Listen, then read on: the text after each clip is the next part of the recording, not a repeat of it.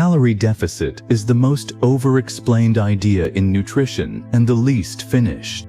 Every video tells you the same thing: eat less than you burn. That is true, and it is where almost all of them stop. Which leaves the only real decision untouched: less than you burn by how much. 200 calories a day is a deficit. So is 1,000. They are not the same intervention, and one of them is going to cost you muscle. The definition takes about 90 seconds because it genuinely is simple. The size is the part with the evidence in it, and that is most of this video. Start with the unit, because it is not a food word, it is a physics word. A calorie is a quantity of energy. The ones printed on a label are kilocalories, roughly the energy it takes to heat 1 kilogram of water by 1 degree. The numbers were originally worked out by burning the food, seal it in a chamber, set fire to it, and measure the heat that comes off. Modern labels use a shortcut for that. 4 calories a gram for protein, 4 for carbohydrate, 9 for fat. So everything you have ever tracked is, underneath, a measurement of heat. Now the two sides of it. On one side, what you eat. On the other, what you spend. Staying alive, digesting, moving about, training. If those two match, your weight holds. If what you eat is smaller, there is a gap, and something in your body has to pay for it.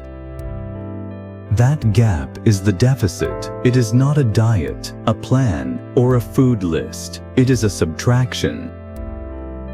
Which is why every diet that has ever worked. Low carb, low fat, fasting, points, meal timing, none of them repeal the subtraction. They are just different ways of arriving at it. So what actually pays? Not fat at first. The first thing your body spends is glycogen, which is carbohydrate stored in your muscles and your liver. And glycogen is stored wet. Every gram of it is held with about 3 grams of water. So a few days into any deficit, the scale drops fast, and most of what left was water. That is the famous first week. It is also why low-carb diets look miraculous for about 5 days. After that, the real accounting starts. The gap gets paid mostly in fat and partly in lean tissue, muscle, and everything else you are not trying to lose. That ratio is the one thing about a deficit you actually control, and it is the size of the gap that decides it. So, how big? The honest answer is a rate rather than a number of calories, because the same deficit is a different job for different bodies.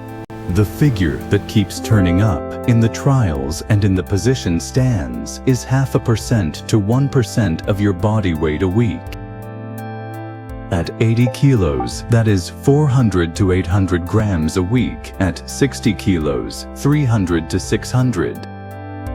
In calories, for a 70-kilo person, that is roughly 400 to 800 a day below maintenance, which is why a flat 500 is about right for some people and far too much for the smallest. And the leaner you already are, the closer to the bottom of that range you belong. The obvious next thought is to go bigger and get there sooner. In 2011, a group in Norway tested exactly that on elite athletes who were all doing 4 resistance sessions a week. 24 of them split in 2, one group losing about 0.7% of body weight a week, the other about 1.4.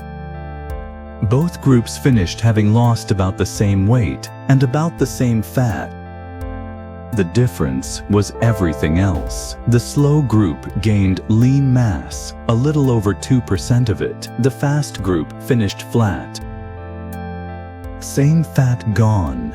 One group got stronger on the way down and one did not. That is what the size of the gap is actually buying. There is one more thing that decides the size, and it is not physiology. A deficit only counts on the days you are in it. 400 calories a day, held for 4 months, beats 800 abandoned in 3 weeks, and it is not close. There is also evidence that planned time off helps. In the Emitidor trial, 51 men with obesity did 16 weeks of restriction, half straight through, half in 2-week blocks, with 2 weeks at maintenance in between. The interrupted group lost 14 kilos. The continuous group lost 9. Same number of weeks actually dieting, more fat gone, and a smaller fall in resting metabolism, which is close to the opposite of how most people do it. Hard, unbroken, until it collapses. All of it needs one thing to be real, and it is the thing almost nobody has.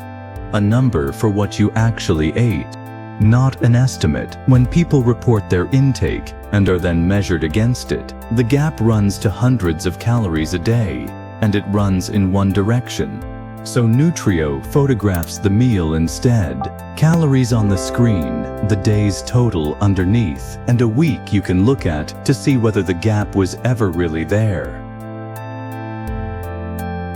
A deficit you cannot see is not a deficit, it is a hope. So, 5 things. 1. A deficit is a subtraction, not a diet. Every plan that works through it. 2. Ignore the first week's number. Most of it was water leaving with your glycogen.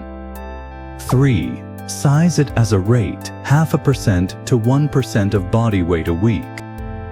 4. Bigger is not faster where it matters. The fat comes off either way. The muscle does not come back either way. 5. Choose the gap you can still be in 2 months from now and plan the time off before you need it. Nutrio is free to start on iPhone and Android. 1 photo per meal and the gap stops being a guess.